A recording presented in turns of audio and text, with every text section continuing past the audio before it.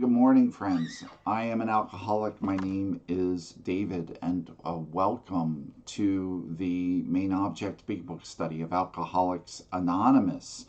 And I am going to ask our friend Sierra to read the AA preamble, which I will be putting up on the screen. Whoops, momentarily. Okay, there we go. Sierra Alcoholic. This is the preamble. Alcoholics Anonymous is a fellowship of people who share their experience, strength, and hope with each other that they may solve their common problem and help others to recover from alcoholism. The only requirement for membership is a desire to stop drinking. There are no dues or fees for AA membership. We are self-supporting through our own contributions. AA is not allied with any sect, denomination, politics, organization, or institution, does not wish to engage in any controversy, neither endorses nor opposes any causes. Our primary purpose is to stay sober and help other alcoholics to achieve sobriety. Thank you so much, Sierra. And now I'm going to ask everybody to join me in inviting God into this meeting by joining me in the Serenity Prayer. God, grant me the serenity to accept the things I cannot change, the courage to change the things I can, and the wisdom to know the difference. And once again, I'd like to welcome everyone to the main object big book study. And if you haven't been here before, you haven't been here in a while, just to bring everyone up to speed and on the same page, we're not a traditional big book meeting. We don't read a chapter at a time. As a matter of fact, we take a much finer view of our primary text, and what we do is we go line by line through the first 164 pages, and we do that in order. And one of the things that we do in order to help us understand the text, grasp its meaning a little bit more deeply, and even more importantly, share that meaning with other alcoholics, is that we break the text down, or we categorize it into 5 main categories. And there you can see our categories: questions, directions and explanations, promises, warnings, and history. And the colors that you see next to each of those are just arbitrary highlighter colors that I use when I'm going through the book. And so you can choose your own colors, but I do questions in orange, directions and explanations in green, promises in blue, warnings in pink, and history I leave blank. And in today's reading, what we'll see is that there is a lot of blank because it's part of its history, but there's something really special that's happening with today's history, and we'll take a look at that. Now, in addition, for those who have not been here previously, we are we're starting on page 1, and it's page 1 whether because up till now we've been working in the doctor's opinion and the forwards and the preface. And so we are, and that is page 1, whether you are in the study edition, and I'm going to be posting in a moment about the study edition if you'd like to get one, which is what I work from. So we are in, on page 1, we are in Bill's story.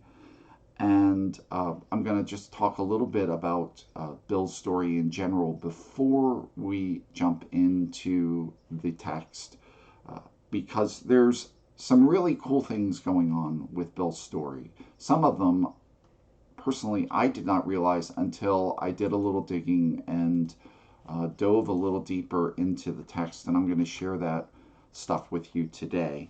And one of the things I found out when I looked at AA history is that Bill's story was, unsurprisingly, it was the first thing written. It was the first thing Bill wrote when drafting the big book, when they had the idea of the big book.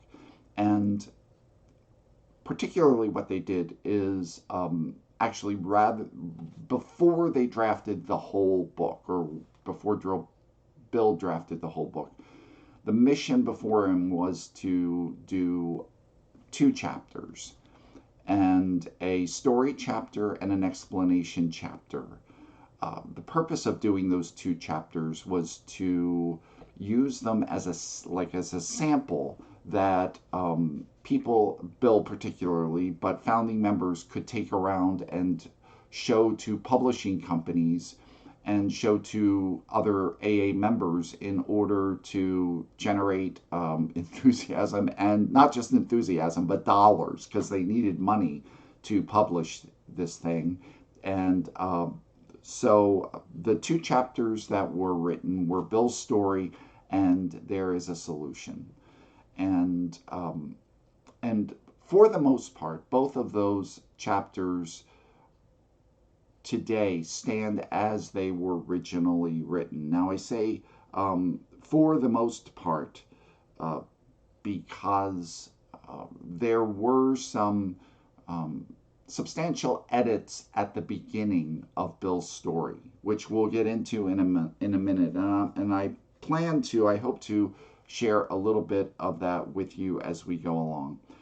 One of the things that I realized as I read more closely into Bill's story is that this chapter has two primary goals. And I'm going to ask you to keep these goals in mind as we're reading today, because they're really important in terms of not really for existing members to pick these two goals up, but for the suffering alcoholic. Because remember, when the book was written, the idea was to have a printed volume that could convey our message to the many, the thousands, if not millions, of alcoholics who did not have an AA meeting near them. So this was to reach out to the suffering alcoholic. And so when writing this chapter, Bill's story, Bill moved forward and did this with two goals. One was to illustrate or show a real alcoholic's experience of the disease, where the disease would take you, and where the AA program of recovery could then take you. The second goal, which I think is just as important, if not more important, is to forge a bond of identification, so that not only would you see the disease and recovery in action, but you would do this through experiencing them both through Bill's eyes, with the idea that that power of identification would be even more um, influential, powerful than logic itself in convincing you that you needed this program, and that you were one of these people, you were one of these alcoholics, you had this thing, and you needed this remedy. And I will tell you that just a small tidbit of my own story, when I had my very first moment of genuine identification, when I really felt a connection, like I am one of you, the desire to drink left me instantly and has never returned in 34 years. So I don't shortchange the power of identification. Like we did with the doctor's opinion, which, if those of you will remember, what I did to help us understand and explain the doctor's opinion is I broke it down into sections.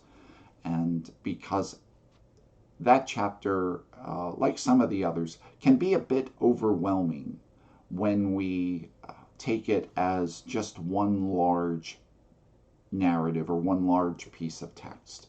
Breaking it down into sections really helps us uh, grasp the progression of ideas that Bill is trying to present, and also what it helps us do is just study it in manageable bite-sized chunks. So interestingly, when I broke this down, when I broke Bill's story down into sections, interestingly, I came up with 12 sections. So that wasn't intentional, but I thought, oh, cool. So we are on page 1 right now, and we are in the first section, section 1, which I call war fever. And we'll know in a moment. It's pretty clear why I called it that. And this section really is a very short section. It really encompasses, for the most part, just the first 2 paragraphs. And however, and most of the sections, by the way, most of the sections in Bill's story are far longer than that, or they're about a page or maybe a page and a half. But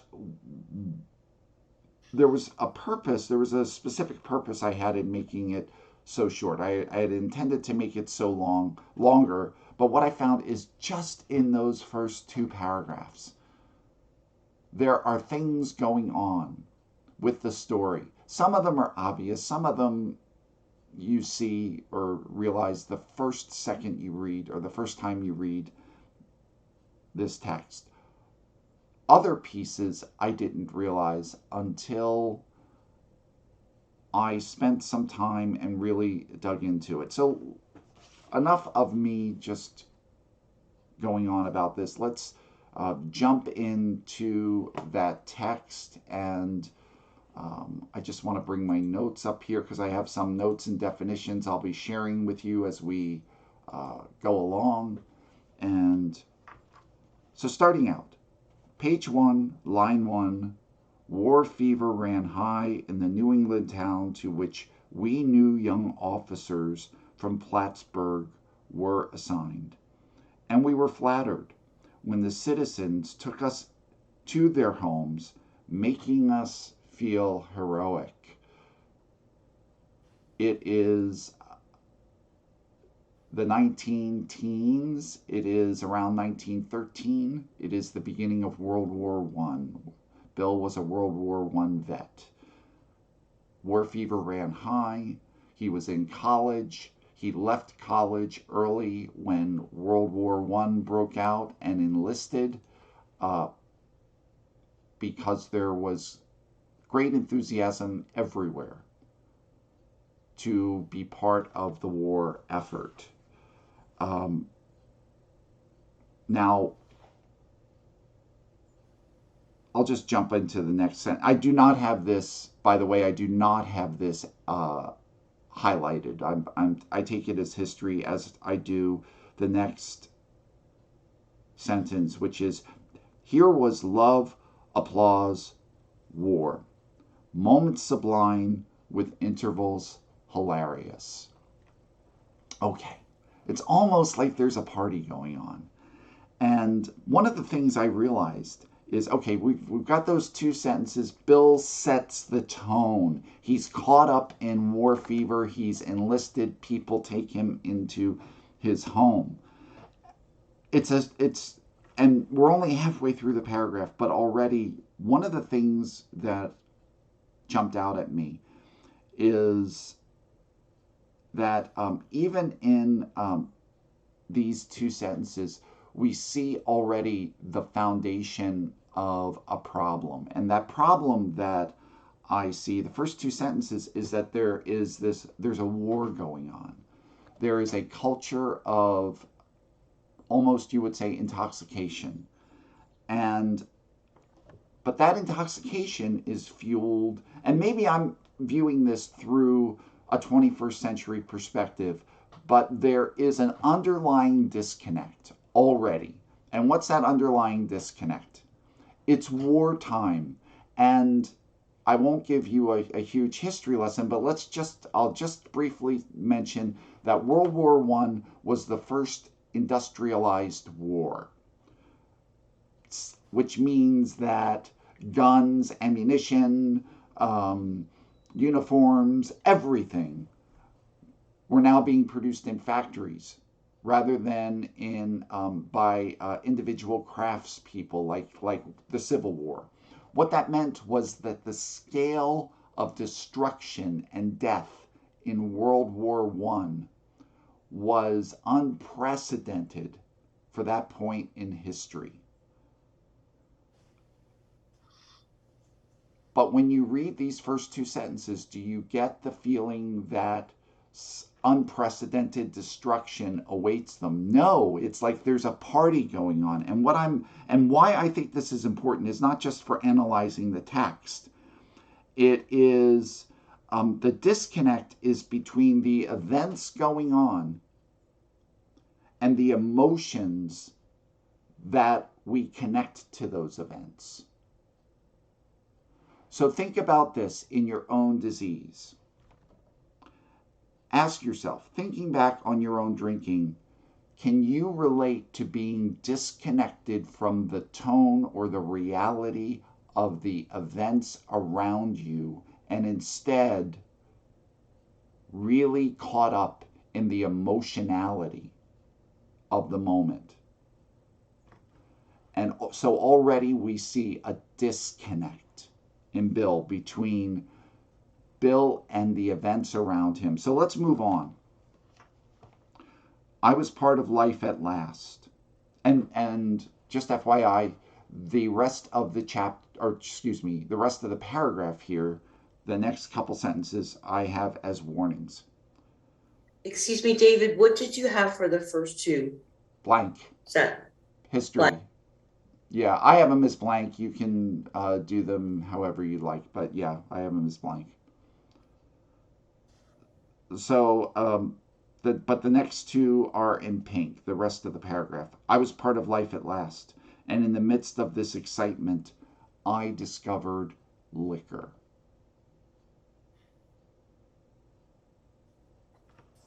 Already, further disconnect. And what I mean by that is I was part of life at last. Well, there's a clear indication in that phrase that up to that point, Bill felt disconnected from life. Bill felt like an outsider. And if you dive into Bill's history and if you read Bill's biographies, you will find that as a youth he felt incredibly disconnected. And I won't get into the whole story here, but he did have some tragedies early on, and by the time, especially in his early adulthood, there were some tragedies that he suffered. And he never felt good enough. He always felt less than, and he always felt like he had to prove himself. And he always lived with a sense, especially in his youth, that there was something bigger or greater waiting for him, but he was not able to connect to it. But now he feels like he is.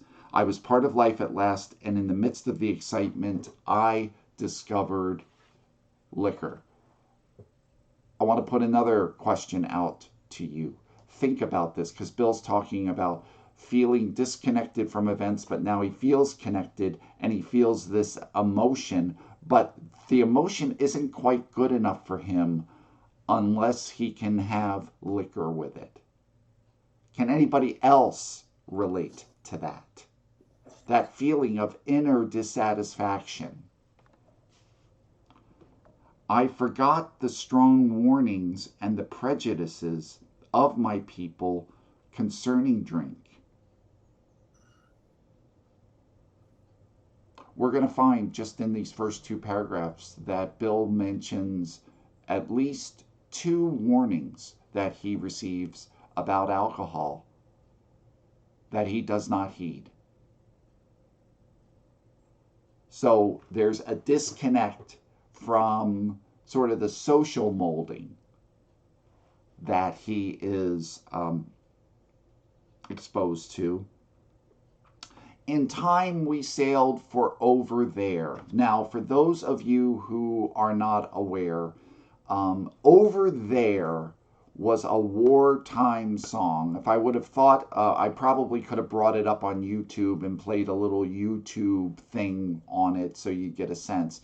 But for a long time, I read that and, like, why is that in quotations and capitalized?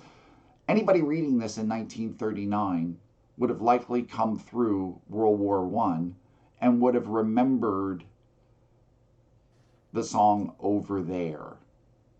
You know, it would be like if we talked about, like, Casey and the Sunshine Band or something, or the Monster Mash. We would all get it and we'd all have memories. Um, David, could we ask you to sing a few bars for us, just for the flavor? well, you know what? I actually do remember it. It's like over there, over over there, da da there, da da da da, over over there. there. The Yanks are coming, the Yanks are coming. Over there, over there. There you go. Send the word over there. There we The are. AA people are coming. The AA people are coming. So from now, I'm changing the format. From now on, every meeting is going to include a sing along. We'll vote on that after the meeting. So that's what's going on. That's why it's in quotes like that. It's a song. So it's again recalling that time of celebration. And I was very lonely, and again turned to alcohol. So we are just 4 sentences into our text, and alcohol is already clearly acting as Bill saying, I was very lonely and again turned to alcohol.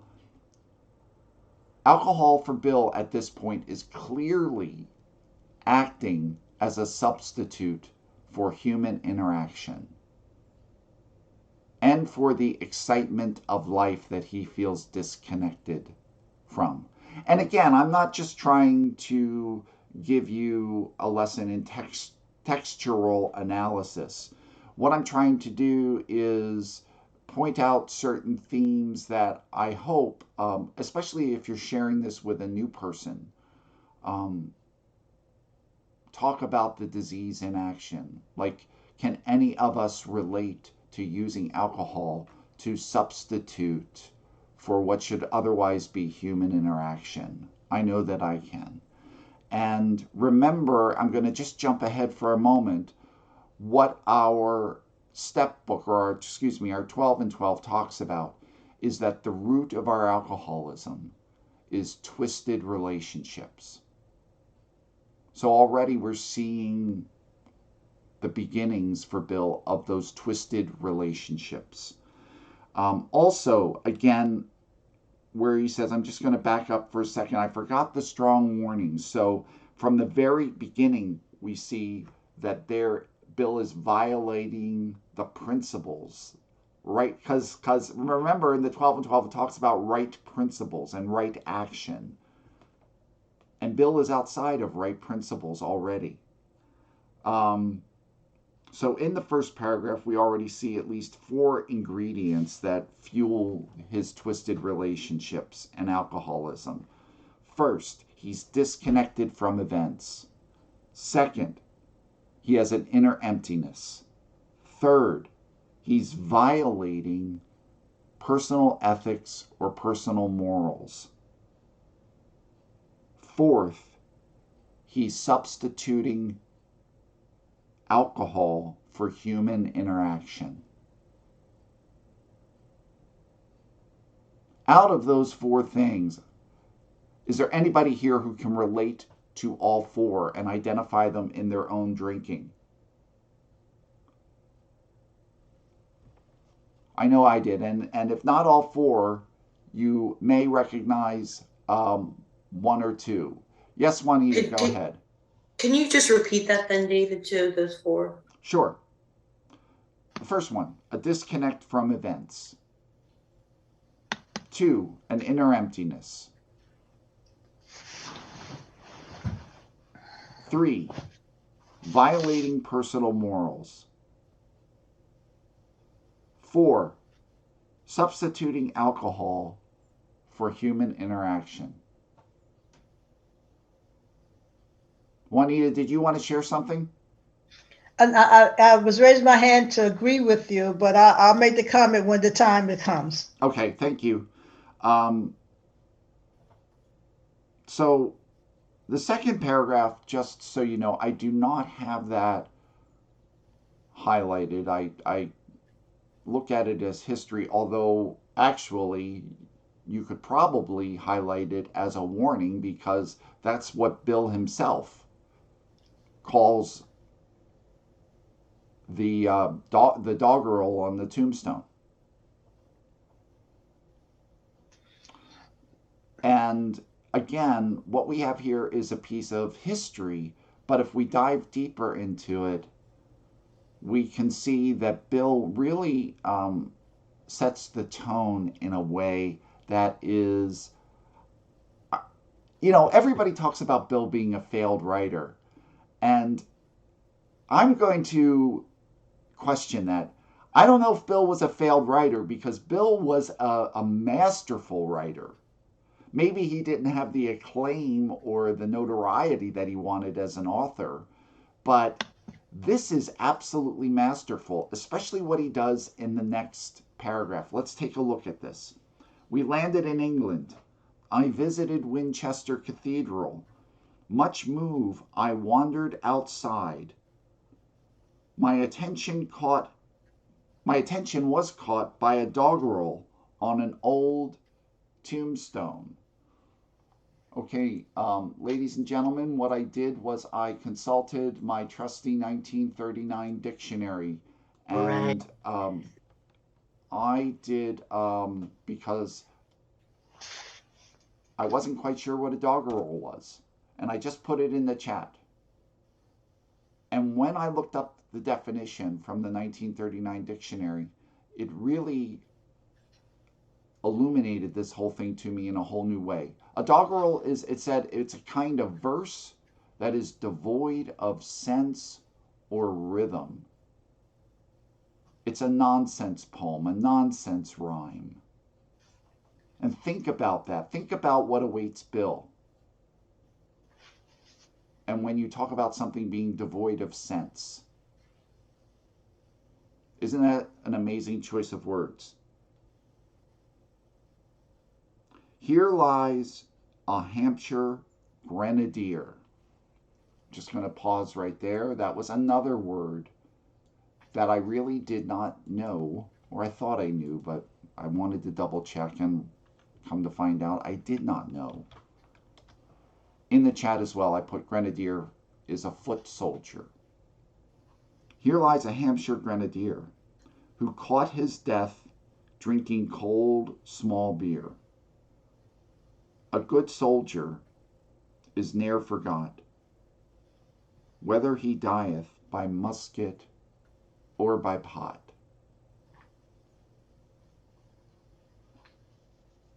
And then I do have the next sentence, which ends section 1, as a warning in pink, ominous warning, which I failed to heed.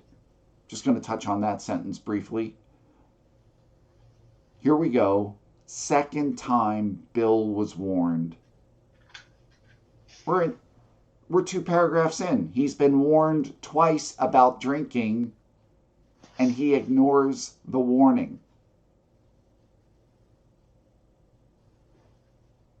Can anyone else relate to being warned about the drinking and ignoring the warning? But I'm going to back up for a second, because for a long time I read this poem or this doggerel and really missed the significance of it.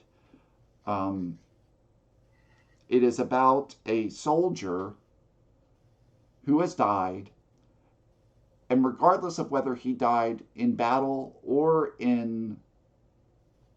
from drinking, he is held with honor because of his greater qualities. And think about this for a second, folks. Bill's a foot soldier at this time. Or Bill's a soldier. I don't know if he's a foot soldier, but he's a soldier. Bill is a man of honor who falls without sense in a way that makes no sense, just like the Hampshire Grenadier. So what Bill is looking at, he's that tombstone is actually a mirror.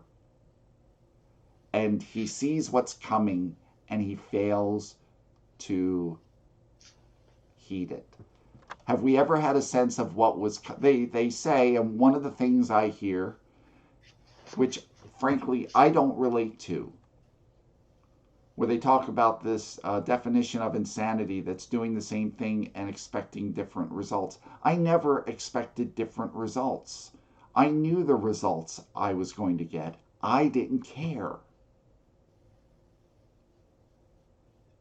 Bill saw the results that were coming, but he didn't connect the dots. So, ominous warning, second time he ignores warnings, and which I failed to heed. I'm going to then jump to what I think is the bigger message underneath all of this in 2 paragraphs. So Bill's been warned twice about the impact of his drinking. And we've already gone over the 4 reasons why his drinking may be problematic at that point. And he's been warned about it, but it makes sense that Bill would not heed these warnings. And why does that make sense? It makes sense because he hasn't used these words yet. We don't sense it. We don't understand it. But what Bill is describing, he's just not using the word, is powerless. Bill is powerless. So it's almost like, and I will turn it over to you all in a moment, it is almost the classical definition of a tragedy. Because one of the things when you study literature, dramatic literature, which I did, is they define tragedy as the tale of a great individual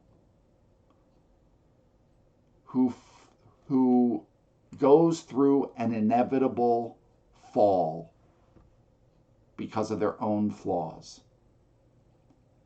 And doesn't that describe Bill? And in turn, doesn't that describe each one of us to a certain extent? David, can you say that definition again? Of tragedy? Yeah. It's a story of an individual who experiences an inevitable inevitable fall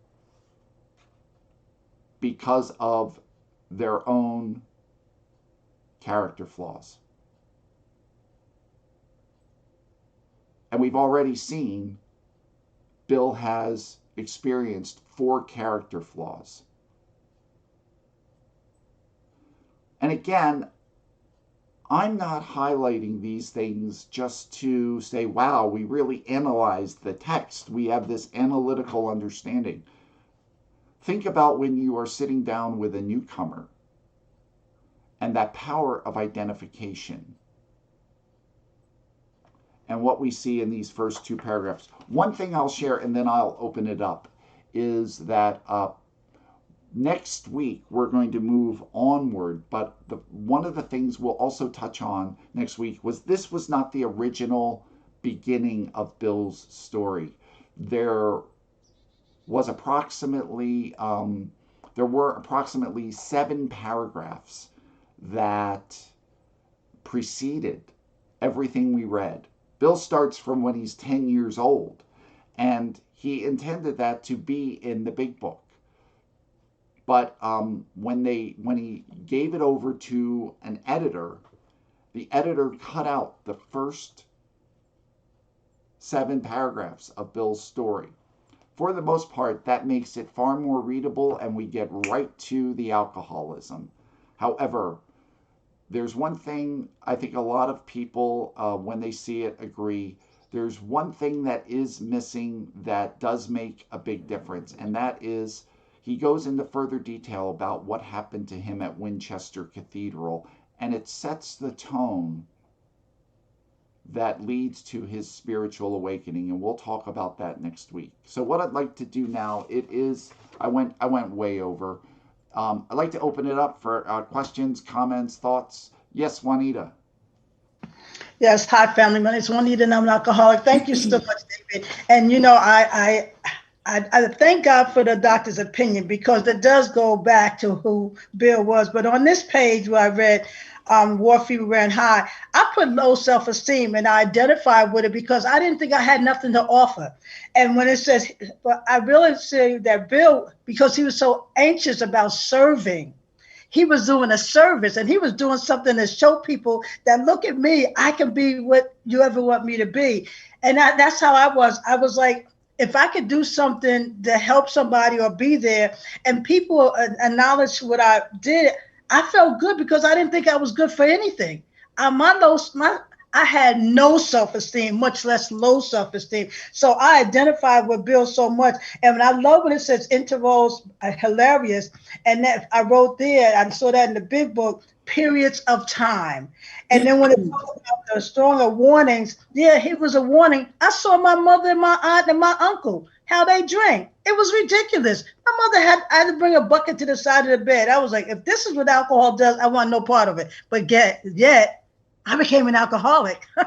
So alcohol gave me something that I was missing. It made me feel right.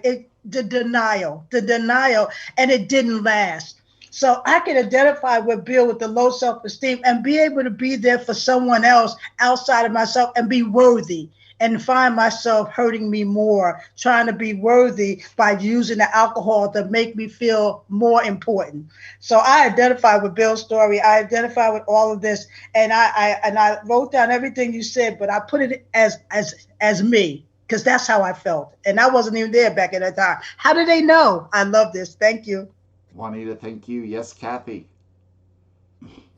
Short one. Do you know if the editor was also an alcoholic? I do not. I can.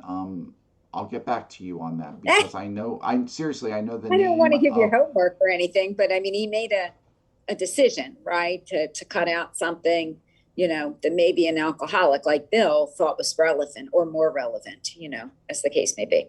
Yes, I'll research that. Thank you. So thank you, Brother Robbie. Thank you, Brother David. As a point of information for Kathy, at 95% of the editors on our AAWS board, Alcoholics Anonymous World Services print, are non-alcoholics. But they have a specialty, like David just said, in writing and in editing and in publishing. So anyway, so my guess would be no, but that would something David could let us know. So fun fact, this dog roll is still active. This tombstone, it lies still right outside of the Winchester Cathedral. And every single year in June, right around June 10th, there's a Winchester AA convention in Winchester, England. And if you look up this Winchester Cathedral and see what an amazing place it is, I had a chance to visit it, and who's buried there, and all the kings and blah, blah, blah, and the queens. They allow Alcoholics Anonymous to have their speakers speak in the main cathedral at the Winchester Cathedral. Ladies and gentlemen, Alcoholics Anonymous is alive, well, and respected. And I had the opportunity to be there, and some of us know John H. from our meeting on 7:30 in the morning. Well, he lives within earshot of that tombstone.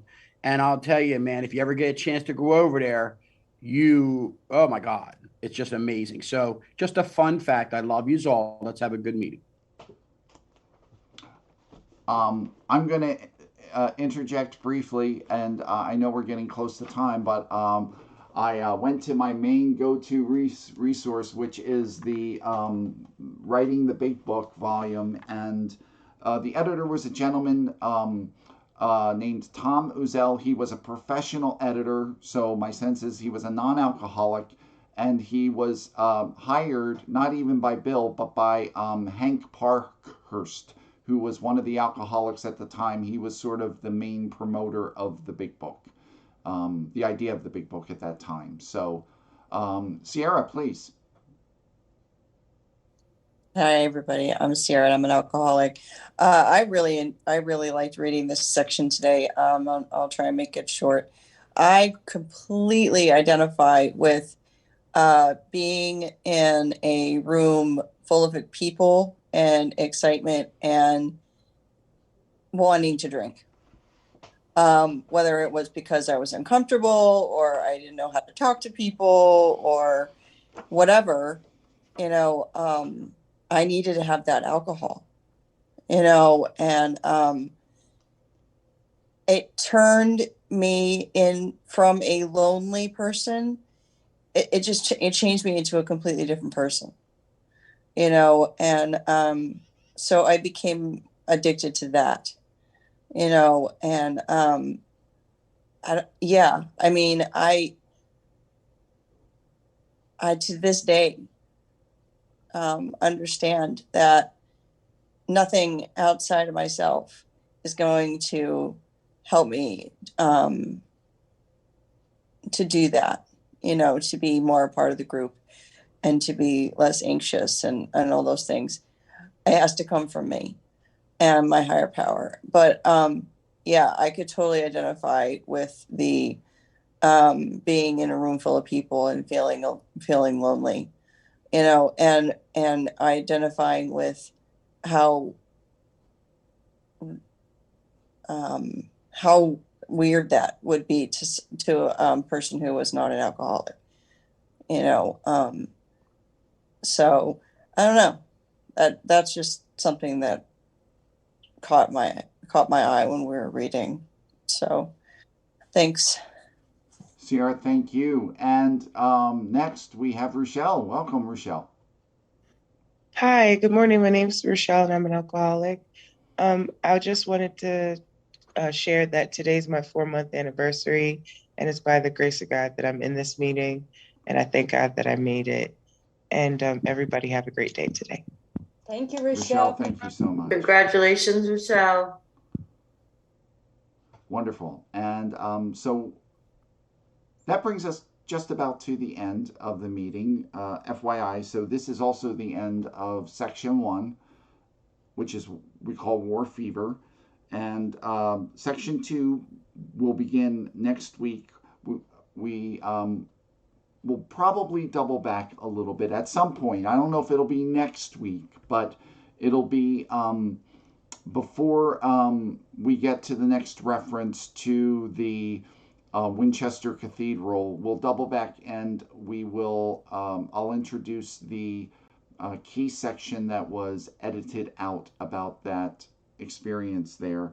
But the next section begins with 22 and a veteran of foreign wars, and that section is called Drive for Success, and we'll be talking about that next week. And with that, I want to thank everybody for being here. I'll mention if you're in the mood for further, if you're just getting your appetite whet for a meeting, Good Morning Avalon is meeting this morning where we have a Big Book Promises meeting. So that is, I'm sure it's going to be an awesome meeting. And in addition, if you'd like to be on the text reminder list for this meeting, just leave me a private chat with your cell phone number. I'll add you to that list this morning. And with that, I'm going to invite you all to unmute and join me in closing out the meeting with the Lord's Prayer.